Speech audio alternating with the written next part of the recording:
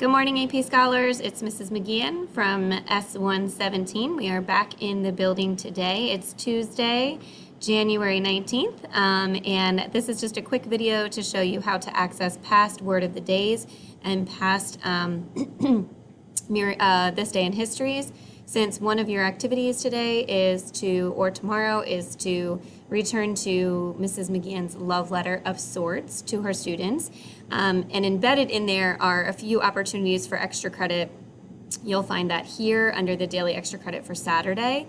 And embedded in that are extra credits for Saturday, which was January 16th. So if you want to go back to This Day in History for January 16th and Word of the Day for January 16th, I'm going to show you. If you click on today's date, it'll take you to the current This Day in History, and you can simply navigate back to the other past or previous This Days in Histories. This Day in Histories, if you click on the drop down here and you simply click on the date. So if you go back to January 16th, it will take you to the one that you are looking for. Likewise, if you click on our link from the Bitmoji classroom in our Schoology course for the Word of the Day, you can simply navigate to other words of the day or previous words of the day if you hit the back arrow, and it will take you back a day or two.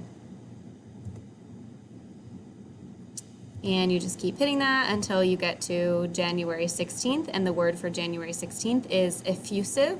But again, instead of looking up the word effusive, you're going to want to go to the the Word of the Day posting, because that is where you'll find a lot of the etymology, which is relevant.